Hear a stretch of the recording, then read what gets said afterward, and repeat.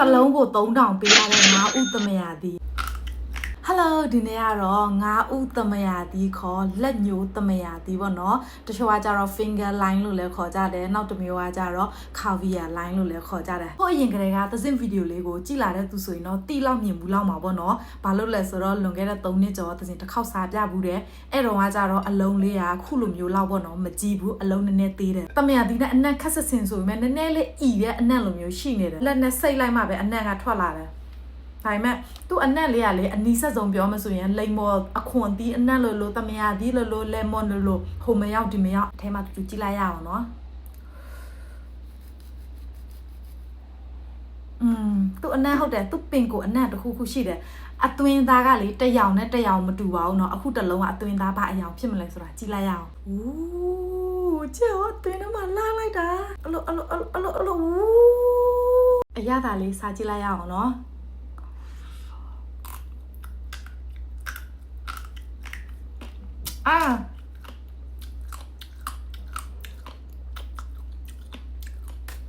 起来了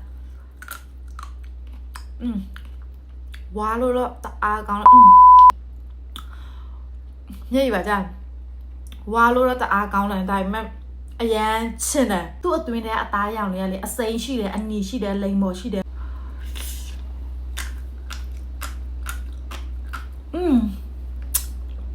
ချင်လားဝါလို့တော့ကောင်းတော်တော်ချင်တယ်အရန်ချင်တာမို့လို့ပေါ့နော်တကယ်အချင်ကြိုက်တဲ့သူဆိုရင်တော့လေဒီအတီးလေးကိုလေစမ်းကိုစမ်းကြည့်တင်တယ်သူ့အစိတ်လေးတွေကအစားပေါ့နော်မခါဘူးဝါလို့ရတယ်အဲ့လိုမျိုးအတီးလေးချင်တာတခုပဲချင်တာတော့တော်တော်လေးကိုချင်တယ်အတီးအရသာကိုကြိုက်တယ်ချင်တာကိုလည်းကြိုက်တယ်ဖောက်ကနေဖြစ်တာလည်းကြိုက်တယ်ဒါပေမဲ့လေသူ့အနံ့ကိုမကြိုက်ရလက်မှာဆွဲနေတယ်သူ့အနံ့ကလေးနည်းနည်းဣတယ်စားကြပါဦးဝါပြမယ်နော်ခုလိုမျိုးအမုတ်လေးနဲ့တွဲဆိုင်တော့အတော်ပဲစားလို့ကောင်းတယ်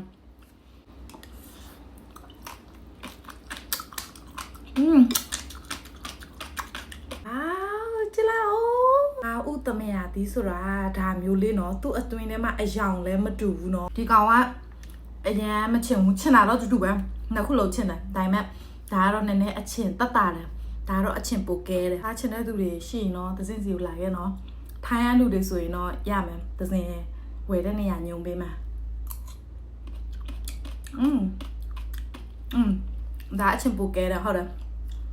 ချင်တာချင်းတူတာတော့မှာပေါ့နော်အချင်ကဲတာနဲ့အချင်မကဲတာကွာသေးတယ်ဟာမျိုးလေ